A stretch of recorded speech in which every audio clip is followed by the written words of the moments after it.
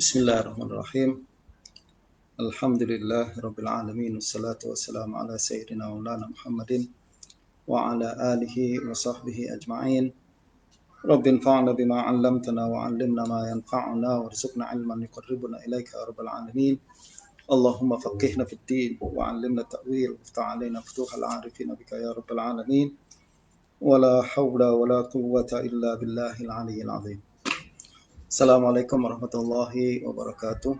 Rekan-rekan sekalian, para sahabat yang mengikuti page saya ini, pertama-tama saya ucapkan banyak-banyak terima kasih karena masih bersudi untuk ikut dalam perkembangan dan perkongsian ilmu yang saya berikan di dalam page ini. Dan sebagaimana biasa kita akan membincangkan dalam kuliah Ahad ini pembacaan sebuah buku baru saya, yaitu bertajuk Kemuliaan Ahli Hadis. Buku ini adalah terjemahan daripada kitab Syaraf Ashabil Hadis karangan Imam Al-Khatib Al-Baghdadi. Dan pada kesempatan kali ini saya ingin berkongsi kepada para sahabat sekalian berkenaan dengan satu perbahasan di dalam buku ini yang mudah-mudahan boleh bermanfaat untuk meningkatkan pengetahuan kita berkenaan dengan hadis Nabi dan juga memberikan kita motivasi untuk ikut dan mengamalkan setiap sunnah dan hadis Nabi Sallallahu Alaihi Wasallam. Dalam kesempatan kali ini saya memilih perbahasan berkenaan dengan pandangan yang mengatakan bahwa abdal dan wali adalah ahli hadis, yaitu bagi siapa yang memiliki buku saya Kemuliaan Ahli Hadis, boleh buka muka surat 47. Muka surat 47. Imam Al-Khatib Al-Baghdadi mengatakan, pandangan yang mengatakan bahwa abdal dan wali adalah ahli hadis. Beliau berkata, Abul Husain Ibnu Abil Hasan Al-Warraq mengkhabarkan saya, Abdullah bin Utsman As-Saffar mengkhabarkan kami. Beliau berkata, Abu Bakar Muhammad Ibn Al-Abbas Ibn Al-Walid Ibn Mahdi As-Sa'iq memberitahu kami, Saleh bin Muhammad Ar-Razi, apabila ditanya seseorang, beliau mengatakan, sekiranya ahli hadis bukan abdal, maka aku tidak tahu siapakah abdal. Beliau turut berkata, ini ialah ucapan Yazid Ibn Harun. Beliau menyebutkannya daripada Sufyan As-Sawri. Kita berhenti sekejap untuk menjelaskan kandungan daripada ucapan tersebut. Para sahabat sekalian yang dirahmati Allah Subhanahu wa taala, Imam Khatib Al-Baghdadi dalam kesempatan kali ini sekali lagi saya ingin mengulang semula bahwa motif utama daripada penulisan buku Syaraf Ashabil Hadis adalah ingin menunjukkan dan mengangkat darjat al-hadis yang pada saat itu tengah menghadapi banyak fitnah dan banyak perusakan image yang dilakukan oleh kalangan-kalangan tertentu. Dan pada kesempatan kali ini juga Imam Khatib Baghdadi ingin menunjukkan kepada kita bahwa Ahlul Hadis adalah wali Allah Subhanahu wa taala. Ahlul Hadis adalah wali Allah Subhanahu wa taala. Dan sebagaimana di dalam hadis Nabi sallallahu alaihi wasallam, baginda Nabi sallallahu alaihi wasallam dalam hadis riwayat Imam Bukhari daripada Abu Hurairah radhiyallahu anhu bahwa Nabi sallallahu alaihi wasallam meriwayatkan ucapan firman Allah Subhanahu wa taala yang berbunyi, man adali waliyan faqad azantuhu bil harb. Siapa yang menyakiti wali aku, maka sungguh aku akan menyatakan perang ke atasnya. Nah, justru apabila Imam Al-Khatib Al-Baghdadi membuat bab ini, beliau mengkaitkan dengan hadis Nabi sallallahu alaihi wasallam tersebut. Jadi, siapa yang mereka adalah kalangan ahlul hadis, mereka adalah wali Allah, dan wali Allah adalah kesayangan Allah Subhanahu wa taala. Siapa yang memusuhi mereka sama saja dengan memusuhi Allah Subhanahu wa taala. Sebaliknya, siapa yang bersama-sama dengan mereka dan ikut serta dalam kalangan mereka, maka mereka adalah merupakan kekasih Allah Subhanahu wa taala. Nah, untuk itu beliau menyebutkan beberapa riwayat, teman-teman, untuk membuktikan dakwaan beliau bahwa ahlul hadis adalah wali Allah Subhanahu wa taala yang mesti dijaga hak mereka, yang mesti dibantu mereka dan tidak boleh dimusuhi. Dan riwayat pertama beliau riwayatkan daripada seorang perawi bernama Saleh ibn Muhammad Ar-Razi. Apabila ditanya seseorang, beliau adalah seorang ulama besar, seorang ulama ahli hadis dari negeri Rai. Rai pada hari ini adalah Iran. Lalu menetap di Baghdad. Imam Daruqutni menilai beliau, Saleh ibn Muhammad ini, sebagai perawi yang siqah. Beliau turut terkenal sangat rajin membaca Al-Quran. Ini jadi yang kita nak bincang sedikit berkenaan dengan siapa Saleh bin Muhammad Ar-Razi ini, yang dinukil ucapannya oleh Imam Al-Khatib. Kata Imam Ad-Daruqutni, beliau adalah perawi yang siqah. Beliau turut terkenal sangat rajin membaca Al-Quran, dan beliau berkata, aku telah mengkhatamkan Al-Quran 4.000 kali.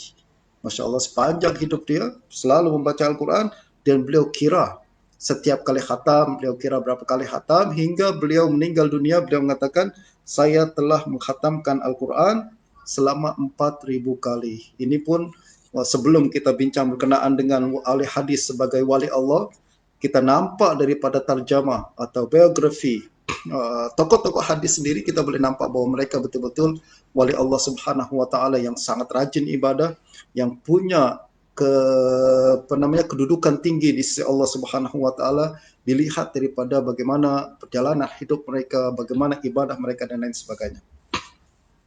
Nah, Saleh bin Muhammad Ar-Razi, apabila ditanya seseorang, beliau mengatakan, sekiranya ahli hadis bukan abdal. Maksudnya apabila ditanya seseorang berkenaan dengan apa pandangan anda berkenaan dengan ahli hadis, apa pandangan anda berkenaan dengan ahli hadis, beliau mengatakan, sekiranya ahli hadis bukan abdal, maka aku tidak tahu siapakah abdal.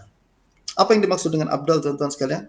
Abdal, tuan-tuan, adalah sebuah istilah khas yang sering digunakan oleh para ulama di kalangan salaf dahulu untuk menunjukkan bahwa mereka, abdal adalah satu kumpulan daripada wali Allah Subhanahu wa taala yang mana kedudukan mereka sangat tinggi dan sangat dihormati.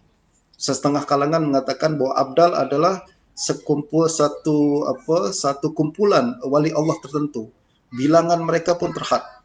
Ada yang mengatakan 40 orang dan lain sebagainya. Dalam setiap zaman, bilangan tersebut mesti kekal, tidak kurang dan tidak lebih. Setiap kali satu orang meninggal dunia daripada kalangan ini, Allah akan lantik satu orang untuk menggantikan kedudukan beliau. Anyway, apabila kita berbincang berkenaan dengan abdal ini, secara ringkasnya adalah, ramai di kalangan salaf menggunakan istilah ini, menggunakan bahwa si fulan minal abdal. Kalau tuan-tuan baca kitab Rijal, tuan-tuan akan nampak seorang ulama ahli hadis bernama Hamad ibn Salamah. Beliau dikatakan yuqal annahu kana minal abdal. Beliau dikatakan sebagai salah seorang daripada abdal. Bermakna beliau adalah seorang wali Allah Subhanahu wa taala yang bukan main-main, bukan kecil, tapi memiliki kedudukan yang sangat tinggi di sisi Allah Subhanahu wa taala. Nah, Saleh bin Muhammad Ar-Razi mengatakan, sekiranya ahli hadis bukan abdal, maka aku tidak tahu siapakah abdal. Kalau ahli hadis ini bukan wali Allah Subhanahu wa taala, maka saya tak tahu siapa wali Allah Subhanahu wa taala. Sebab mereka itulah wali Allah. Kalau bukan mereka wali Allah, maknanya tak ada wali Allah Subhanahu wa taala. Lalu Saleh bin Muhammad Ar-Razi berkata, ini adalah ucapan Yazid ibn Harun. Beliau mengatakan, ini bukan pandangan saya seorang yang mengatakan bahwa ahlul hadis adalah abdal. Tapi ini adalah ucapan Yazid ibn Harun. Yazid ibn Harun, tuan-tuan, adalah seorang perawi hadis yang sangat hebat di Baghdad pada abad ke-3 Hijrah, pada abad ke-3 Hijrah, akhir abad ke-3 Hijrah, betul. Dan beliau memiliki hadis yang sangat banyak dan murid yang sangat ramai di Baghdad pada saat itu. Karena ramainya murid Yazid ibn Harun, bahkan Khalifah Al-Ma'mun pun segan dengan dia. Dikatakan, tuan-tuan, kita sama-sama, kalau kita belajar kenaan dengan sejarah Islam, kita akan tahu ada satu event dalam sejarah Islam yang bernama, yang disebut sebagai Mihnah Khalqil Quran. Mihnah Khalqil Quran adalah di mana Khalifah Al-Ma'mun mengambil pandangan Mu'tazilah bahwa Al-Quran adalah makhluk, kemudian beliau memaksa seluruh rakyat untuk mengambil pandangan itu juga. Siapa yang menolak akan dihukum, sama ada dibunuh, sama ada dipenjara. Kalau dia seorang ulama, dilarang untuk mengajar. Kalau dia punya seorang jawatan sebagai qadhi, hakim dan lain sebagainya, maka jawatan itu pun dilucutkan daripada dia. Nah, Al-Ma'mun, tuan-tuan, semula beliau tidak berani untuk melaksanakan mihnah ini selagi mana Yazid ibnu Harun masih hidup. Beliau mengatakan sendiri di beberapa menteri-menterinya, beliau mengatakan sekiranya Yazid ibnu Harun sudah meninggal dunia, saya akan paksa seluruh manusia untuk ambil pandangan Mu'tazilah. Justru ini kedudukan nih kita nampak bahwa Yazid ibnu Harun bukan setakat ulama, tapi juga ulama yang sangat disegani, bukan hanya oleh akar rumput rakyat, akan tapi juga disegani bahkan oleh khalifah yang memiliki kekuasaan yang sangat hebat.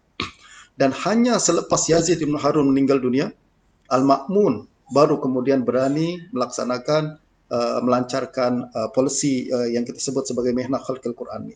Dalam kesempatan lain kita akan bincang perkara tersebut. Dan sekarang ini, kata Saleh bin Muhammad Ar-Razi, ini bukan pandangan saya bahwa alul hadis adalah abdal. Akan tapi ini adalah pandangan Yazid ibnu Harun, dan Yazid ibnu Harun menyebutkannya daripada Sufyan As-Sauri. Maknanya Yazid bin Harun pun bukan pandangan dia seorang, tapi pandangan ini juga beliau ambil daripada gurunya, yaitu Imam Sufyan As-Sauri. Sufyan As-Sauri, tuan-tuan, sangat-sangat terkenal. Kalau ada masa kita akan bincang berkenaan dengan kehidupan beliau. InsyaAllah nanti pada kesempatan yang lain. Beliau adalah Sufyan bin Sa'id bin Masruq As-Sauri Abu Abdillah Al-Kufi. Beliau tinggal di Kufah dan meninggal dunia pada tahun 161 Hijrah.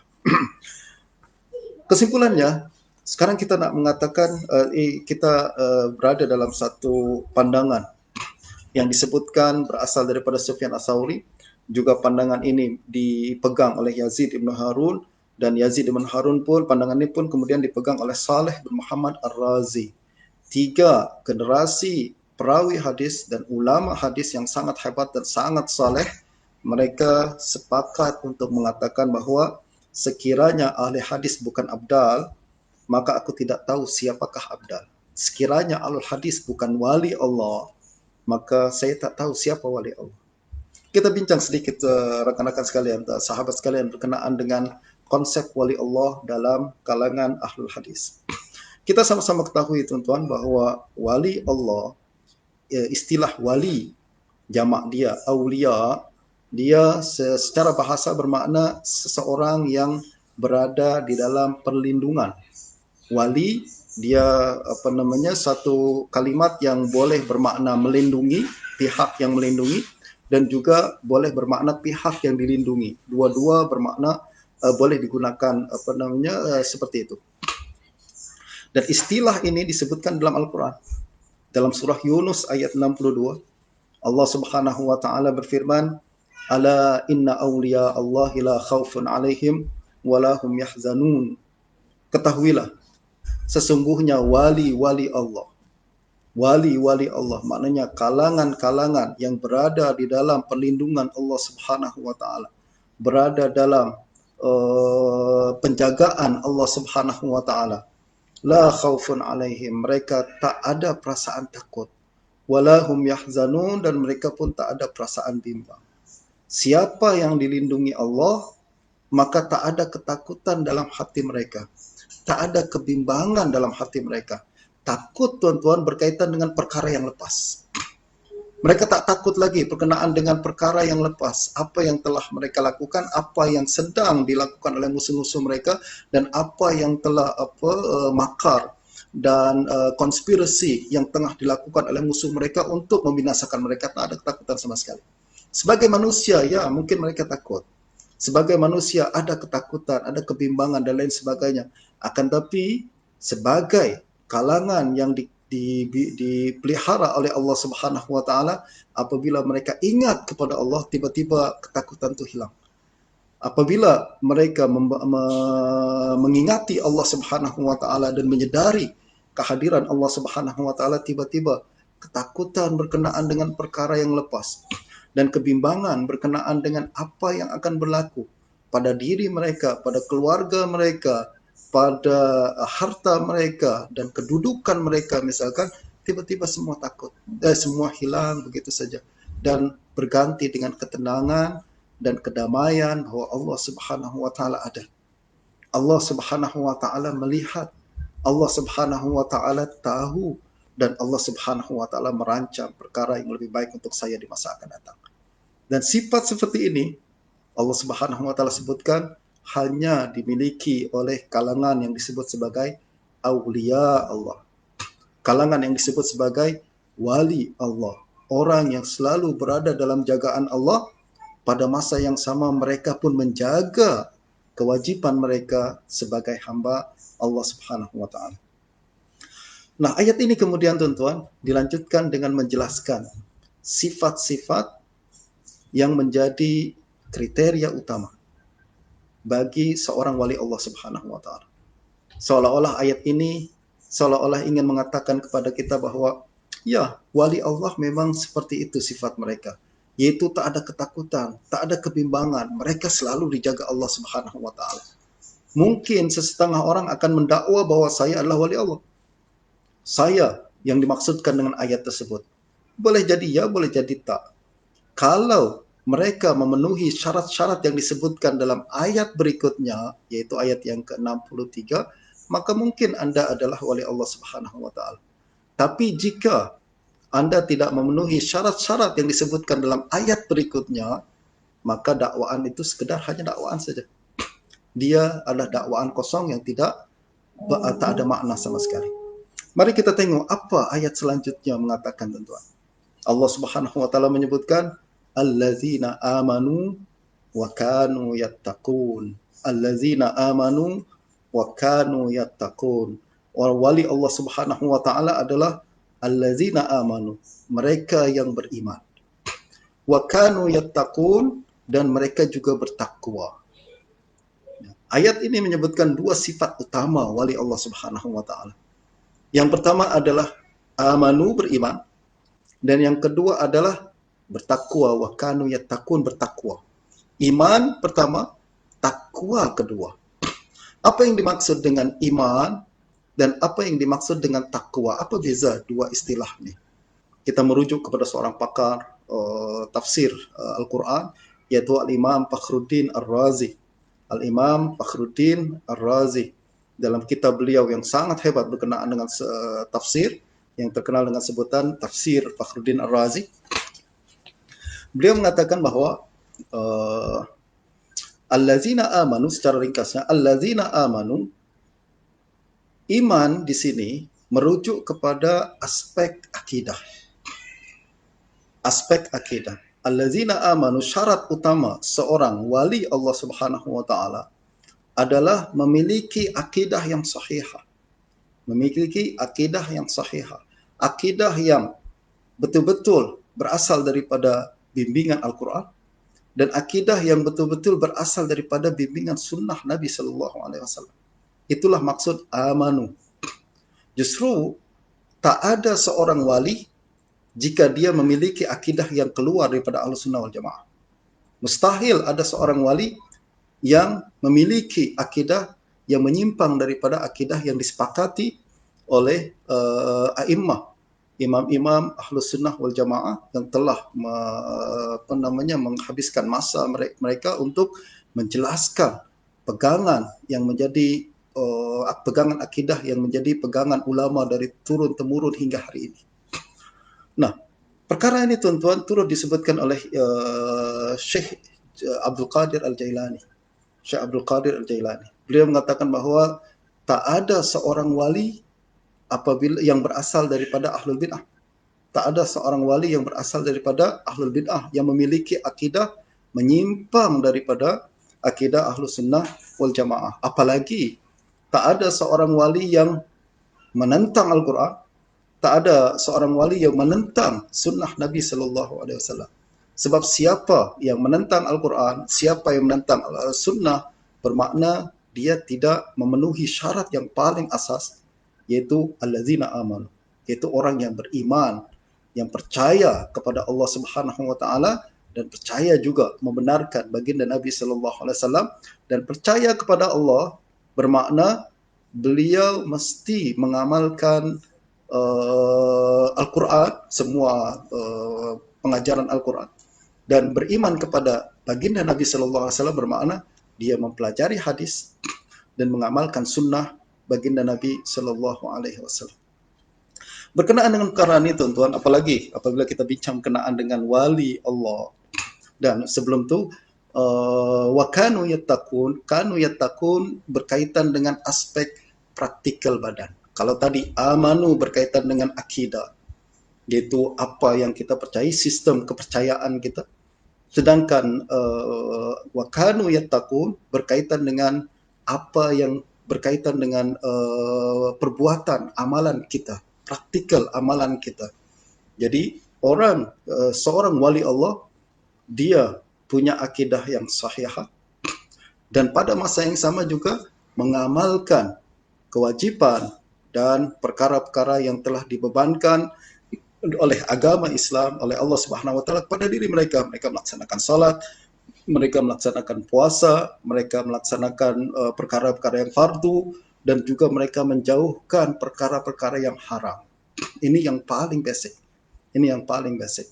Dan berikutnya, jika ingin lebih tinggi lagi derajat mereka, maka mereka mesti mengamalkan perkara-perkara yang sunat. Perkara-perkara sunat. Perkara ini, tuan-tuan, tentang perkara ini disebutkan di dalam hadis riwayat Imam Bukhari yang tadi kita sebutkan tuh. Disebutkan oleh hadis riwayat Bukhari daripada Sayyidina Abu Hurairah, dan juga kebetulan dia berada juga dalam Arba'in Nawawi pada hadis yang ke-38. Siapa yang punya kitab Arba'in Nawawi boleh rujuk kepada hadis yang ke-38 di mana Allah Subhanahu wa taala mengatakan, man 'adali waliyan faqad adzantuhu bil harb. Siapa yang memusuhi wali aku, maka aku telah menyatakan perang ke atasnya. Wa ma taqarraba ilayya 'abdi bi syai'in ahabba ilayya mimma aftaradtuhu alaihi. Tidaklah seorang hamba mendekat kepadaku dengan melakukan sesuatu yang lebih aku sukai daripada melakukan perkara-perkara yang fardu. Maknanya seorang hamba Allah kalau nak mendekat kepada Allah Subhanahu wa taala, perkara yang paling utama adalah laksanakan yang fardu. Tak ada sesuatu yang lebih Allah cintai berbanding kita melaksanakan yang fardu. Jangan lakukan perkara-perkara yang lain dulu sebelum kita lunas perkara yang fardu terlebih dahulu. Perkara-perkara yang fardu berkaitan dengan hak Allah Subhanahu wa taala seperti salat, puasa, zakat dan haji, ataupun berkaitan dengan hak manusia seperti nafkah kepada ibu bapa, nafkah kepada anak, nafkah kepada anak istri, dan kewajiban-kewajiban yang lain. Ini adalah perkara-perkara fardu. Dahulukan perkara yang fardu sebelum kita melaksanakan perkara-perkara yang sunat. Tak ada sesuatu yang lebih Allah cintai berbanding kita melaksanakan yang fardu terlebih dahulu. Dan setengah manusia kadang, ada setengah orang yang saya nampak rajin sangat melakukan perkara-perkara yang sunat, bahkan melakukan perkara yang bukan hanya sunat tapi mustahab atau perkara-perkara yang digalakkan saja. Tapi pada masa yang sama tidak mengambil kisah berkenaan dengan perkara-perkara yang fardu. Perkara-perkara yang fardu, tuan-tuan, terlalu banyak untuk disebutkan pada kesempatan kali ini.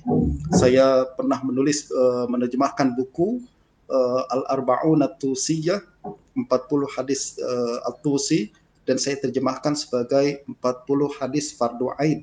Sebab menurut saya hadis-hadis tersebut berkenaan dengan perkara-perkara yang fardu dilaksanakan oleh seorang mukmin, dan kita kena memantapkan diri kita dengan perkara-perkara yang fardu terlebih dahulu yang disebutkan dalam kitab tersebut, barulah kita boleh berbincang tentang perkara-perkara lain yang mungkin sunat, mustahab, fadail dan lain sebagainya.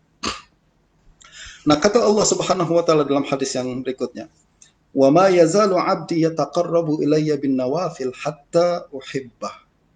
Dan seorang hamba akan terus mendekat kepadaku. Jadi selepas melakukan yang fardu, dia laksanakan yang sunat. Dengan melaksanakan sunat, fungsi sunat ini adalah semakin mendekatkan diri kita kepada Allah Subhanahu wa taala. Jadi semakin mendekatkan diri kita kepada Allah Subhanahu wa taala. Hatta uhibbah, sampailah dia sampai kepada satu darjat disebut darjat mahabbah, sangat dicintai oleh Allah. Jadi syarat untuk dicintai oleh Allah Subhanahu wa taala adalah pertama melaksanakan yang fardu, yang kedua memperbanyak perkara yang sunnah. Kalau kita sudah melaksanakan dua perkara ini, kita akan sampai kepada satu derajat hatta uhibba, sehingga aku mencintainya. Dan orang yang dicintai oleh Allah ada sifat-sifat tertentu. Fa idza ahbabtuhu kuntu sam'ahu alladhi yasma'u bih.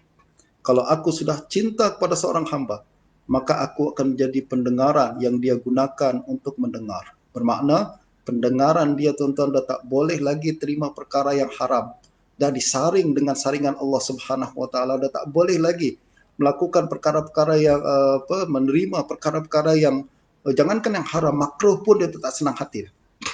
Saya teringat tuan-tuan berkenaan dengan seorang ulama, dan ini adalah berkaitan dengan hadis juga, seorang ulama hadis dari Syam, yaitu Al-Muhaddisul Akbar Syekh Badruddin Al-Hasani, seorang ulama yang sangat terkenal di Syam, di Syria pada abad yang pada beberapa dekad yang lepas. Berapa dekad yang lepas, belum lama, tidak berapa jauh daripada zaman kita nih. Beliau ini tuan-tuan terkenal sebagai seorang yang sangat alim dalam ilmu agama, terkenal juga sangat hebat dalam ilmu hadis, sehingga disebut sebagai muhaddisul akbar, muhaddis yang paling ulung. Dan pada masa yang sama beliau juga adalah seorang wali Allah Subhanahu Wa Taala. Ramai saya sering dengar apabila saya belajar di Syria dan berjumpa dengan murid-murid beliau, ataupun berjumpa dengan kalangan yang pernah mengambil ilmu daripada murid-murid beliau. Mereka bercerita bagaimana Syekh Badruddin Al-Hasani inilah seorang yang sangat wara'. Dan salah satu sifat Syekh Badruddin Al-Hasani adalah beliau tak suka dengar orang lain mengumpat orang lain di majlis dia. Setiap kali ada orang berbincang tentang orang lain, pembincang keburukan orang lain, beliau akan nasihati. Dia tanya, jangan cakap. Kalau masih cakap juga, beliau akan bangkit tinggalkan majlis tersebut. Beliau tak boleh tahan kalau ada sesuatu perkara yang beliau dengar dan menyalahi perintah Allah Subhanahu Wa Taala, bermaksiat pada Allah Subhanahu Wa Taala. Dan itu adalah tafsiran daripada hadis ini. Kalau orang sudah sampai pada derajat dicintai oleh Allah Subhanahu Wa Taala, maka pendengarannya telah menjadi disaring oleh Allah Subhanahu Wa Taala. Dia tak suka dengar perkara-perkara yang haram, dan bahkan dia tak suka mendengar perkara-perkara yang makruh. Yang dia suka adalah mendengarkan perkara-perkara yang bermanfaat seperti Al-Quran atau ilmu, nasihat dan lain sebagainya. Nah, mungkin kita boleh introspeksi pada diri kita sendiri dan nilai diri kita sejauh mana kedudukan kita dalam perkara ini. Jika kita masih suka lagi dengar perkara-perkara yang haram, maknanya jauh lagi lah perjalanan kita menuju satu kedudukan yang disebut sebagai wali Allah nih. Dan sebaliknya, apabila kita sudah merasa tak suka dengar perkara yang haram dan lebih suka mendengar perkara-perkara yang baik-baik sahaja, mendengar ucapan-ucapan yang baik saja, ucapan-ucapan yang memberikan motivasi untuk kita beramal, motivasi untuk kita beribadah, motivasi untuk meningkatkan ilmu, bermakna insya Allah semakin hari semakin dekat kedudukan wali Allah untuk kita capai insya Allah. Dan berikutnya lagi tuan-tuan, kata Allah Subhanahu Wa Taala, wa basarahu alladhi yubsiru bih, dan aku juga akan menjadi, kata Allah Subhanahu Wa Taala, aku juga akan menjadi pandangan yang dia gunakan untuk melihat. Bagaimana tadi? Pendengaran, maknanya dia tak boleh lagi mendengar perkara yang haram. Tanda wali Allah yang dicintai oleh Allah Subhanahu Wa Taala adalah pandangan pun sudah menjadi pandangan Allah Subhanahu Wa Taala. Dia sudah tak mampu lagi tengok perkara yang haram. Bahkan dia tak mampu lagi melihat perkara yang makruh. Dia tak suka lihat perkara tersebut. Wa yadahu allati yabtishu biha, dan aku pun menjadi tangan yang dia gunakan untuk bekerja. Wa rijlahu allati yamshi biha, dan aku juga menjadi kaki yang dia gunakan untuk berjalan. Maknanya tangan dia hanya digunakan untuk perkara yang baik-baik saja. Setiap kali ingin digunakan untuk perkara yang haram atau makruh, dia tak mampu lagi tangan itu untuk bergerak. Begitu juga kaki hanya boleh berjalan ke tempat-tempat yang baik saja.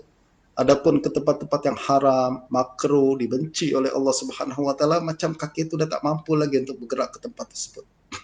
Dan ada tuan-tuan berkenaan dengan perkara ini, ada seorang wali Allah juga di Syam, di Syria, tapi ini dalam masa yang lebih jauh, yaitu Abu Sulaiman Ad-Darani. Abu Sulaiman Ad-Darani, diriwayatkan oleh Imam Abu Nuaim dalam Hilyatul Awliya. Abu Sulaiman Ad-Darani, tentu untuk makluman, beliau adalah seorang wali Allah yang sangat alim, sangat saleh, dan beliau pernah berkata berkenaan dengan orang-orang yang melakukan maksiat. Beliau berkata, hanu alaih walau karumu indahu lamana'ahum minha. Hanu alaihi fa'asauhu walau karumu alaih lamana'ahum minha. Kata Abu Sulaiman Al-Darani, beliau melihat kepada orang yang melakukan maksiat. Beliau mengatakan, orang-orang tersebut adalah orang yang hina di sisi Allah Subhanahu wa taala. Oleh karena mereka memiliki kedudukan yang hina di sisi Allah, Allah membiarkan mereka melakukan maksiat. Walau karumu alai, sekiranya mereka mulia di sisi Allah, la mana'ahum minha, Allah akan menghalang mereka daripada melakukan maksiat. Masya Allah, tuan-tuan. Kalau kita rujuk semula kepada diri kita juga, sekiranya setiap kali kita nak melakukan maksiat, semua peluang terbuka lebar untuk kita dimudahkan semua urusan dan lain sebagainya. Dan pada masa yang sama, setiap kali kita nak melakukan ketaatan, ada saja halangan yang menghalangi kita. Setiap kita melakukan hadir dalam majlis ilmu, tiba-tiba ada saja perkara yang membuat kita membantutkan niat kita tersebut, maka mungkin kita belum mencapai derajat yang dicintai dan mulia di sisi Allah Subhanahu wa taala. Nah, kembali kepada perbincangan berkenaan dengan ucapan Al-Khatib Al-Baghdadi, bahwa Ahlul Hadis adalah wali Allah Subhanahu wa taala. Dan perkara ini saya rasa tak ada perbezaan dan tak ada bantahan dari mana-mana pihak. Ahlul Hadis betul-betul wali Allah Subhanahu wa taala. Syaratnya mereka adalah betul-betul Ahlul Hadis. Syaratnya mereka adalah betul-betul Ahlul Hadis, bukan setakat dakwaan bahwa dia Ahlul Hadis, akan tapi kalau dia betul-betul Ahlul Hadis, maka pastinya dia adalah wali Allah Subhanahu wa taala. Tengok bagaimana sejauh saya membaca riwayat-riwayat hidup Ahlul Hadis, biografi Ahlul Hadis yang disebutkan oleh Imam Zahabi dalam Siyar, dalam Tazkiratul Huffaz dan lain sebagainya. Saya selalu nampak bahwa setiap Ahlul Hadis yang memiliki keilmuan yang hebat dalam hadis, memiliki hafalan yang hebat dalam hadis, yang memiliki yang dipandang sebagai rujukan utama dalam hadis, setiap mereka mestilah pertama rajin ibadah. Mereka yang kedua sangat wara, dan yang ketiga sangat mustajab doanya. Dan perkara ini, tuan-tuan, selalu berlaku di mana pada setiap ulama hadis. Tengoklah riwayat hidup Syu'bah ibn Hajjaj. Tengoklah riwayat Sufyan As-Sauri yang disebut sebagai Amirul Mukminin fil hadis. Tengoklah riwayat hidup Abdurrahman ibn Mahdi. Tengoklah riwayat hidup Yahya bin Sa'id Al-Qattan. Tengok riwayat Ali bin Madini, Ahmad bin Hanbal, Abu Abdullah Al-Bukhari, Imam Muslim Al-Hajjaj dan lain sebagainya. Mereka adalah rujukan-rujukan hebat dalam hadis. Dan tengok bagaimana mereka melaksanakan ibadah pada Allah Subhanahu wa taala. Tengok bagaimana mereka menjaga lidah mereka. Tengok bagaimana mereka menjaga pandangan mereka. Tengok bagaimana mereka menghormati syiar-syiar agama Islam. Nah, berkenaan dengan perkara ini, tuan-tuan, ada sebuah kisah yang disebutkan oleh Imam Al-Qushairi. Imam Al-Qushairi adalah Abu Qasim Al-Qushairi, seorang ulama tasawuf dan hadis juga yang sangat hebat di Nisabur. Beliau bercerita berkenaan dengan seorang wali Allah bernama Abu Yazid Al-Bustami. Abu Yazid Al-Bustami. Kisah ini, tuan-tuan, boleh rujuk di dalam kitab Risalah Al-Qushairiyah dalam buku saya pada muka surat 76. Nah, singkat cerita, Abu Yazid Al-Bustami adalah seorang ulama wali Allah yang sangat hebat, yang sangat saleh, dan beliau berkata kepada murid-muridnya pada satu hari, saya dengar di kampung sebelah ada seseorang yang dikatakan sebagai wali Allah. Jom kita pergi jumpa dengan dia. Ya, jadi dia bincang pada murid-muridnya. Dia katakan, saya dengar ada seorang wali Allah, dengar cerita di sebelah kampung kita nih, ada seorang yang dikatakan sebagai wali Allah. Jom kita ziarah, datang kepada dia, kita ambil manfaat, kita dengar nasihat dia dan lain sebagainya. Masya Allah, Abu Yazid Al-Bustami walaupun ulama besar dan alim dan seorang wali Allah, beliau suka mengambil manfaat daripada ulama lain dan daripada kesolehan ulama yang lain. Dan perkara ini juga yang beliau coba untuk tanamkan kepada murid-muridnya. Setiap kali dengar ada seseorang yang dikatakan sebagai wali Allah, punya ilmu yang hebat, kesolehan dan ibadah yang tinggi, jom kita kena jumpa dia. Dan ini juga tuan-tuan, sebelum kita lanjutkan kisah ini, saya teringat bahwa ini juga adalah sifat Imam Ahmad Ibn Hanbal. Diriwayatkan oleh Imam Ibn Jauzi dalam kitab Manaqib Imam Ahmad Ibn Hanbal, bahwa Imam Ahmad setiap kali dengar ada seorang ulama datang ke Baghdad, beliau akan suruh anaknya, yaitu Saleh dan Abdullah, untuk jumpa dengan orang itu. Dia katakan, jumpa kepada ulama itu. Tengok dia macam mana dia ibadah, tengok macam mana dia berakhlak, beradab, dan ambil juga ilmu dia. Ini adalah kebiasaan para ulama yang sekarang kita juga coba untuk kembangkan, tentuan kalau boleh kita kembangkan pada anak-anak kita dan murid-murid kita. Kita mesti tanamkan kepada mereka kecintaan untuk berjumpa dengan orang-orang saleh. Jangan hanya nak berjumpa dengan artis-artis terkenal saja, akan tapi yang pasti kita coba untuk tanamkan pada mereka adalah tengok orang-orang soleh. Tengok mereka saja, kita akan dapat manfaat. Kita akan nampak macam mana khusyuk itu. Kita akan nampak macam mana adab itu. Kita akan nampak bagaimana mereka menjaga lidah mereka dan lain sebagainya. Jadi kita ambil dan bawa mereka, biasakan bergabung dengan orang-orang saleh. Nah, kembali kepada kisah kenaan dengan Abu Yazid Al-Bustami. Beliau mengatakan pada murid-murid mereka, jom kita berziarah kepada seseorang di kampung sebelah tu yang dikatakan sebagai wali Allah. Apa yang berlaku tuan-tuan? Apabila Abu Yazid dan rombongan hampir sampai ke rumah orang yang dikatakan wali Allah ni, kebetulan orang tersebut baru keluar daripada rumahnya untuk pergi ke masjid. Di tengah perjalanan, beliau nak buang kahak, meludah, lalu dia lontarkan ludah tersebut ke arah dinding masjid. Perkara ini dilihat oleh Abu Yazid dari jauh. Dia nampak orang yang dikatakan sebagai wali Allah ni keluar dari rumah, lalu buang kahak ke dinding masjid. Beliau lalu berkata kepada murid-muridnya, jom balik. Tak mungkin dia wali Allah. Tak mungkin dia wali Allah. Kenapa beliau mengatakan seperti itu? Beliau mengatakan, hadza ghairu ma'mun ala adab min adabi Rasulillah sallallahu alaihi wasallam. Fa kaifa yakunu ma'munan ala ma yadda'i? Beliau mengatakan pada murid-muridnya, orang ni dia tak boleh jaga adab daripada adab-adab Rasulullah sallallahu alaihi wasallam. Kita sama-sama tahu tuan-tuan, siapa yang belajar ilmu hadis, tengok Imam Bukhari, Sahih Bukhari dan lain sebagainya, bagaimana baginda Nabi sangat menjaga kebersihan masjid. Pernah baginda Nabi murka dan marah apabila Nabi nampak ada kahak di dinding masjid. Baginda sendiri yang bersihkan dengan tangan baginda. Baginda lalu mengatakan masjid ini tidak layak untuk perkara-perkara yang buruk macam ini. Baginda selanjutnya menyuruh untuk masjid itu dibersihkan, masjid itu juga diwangikan.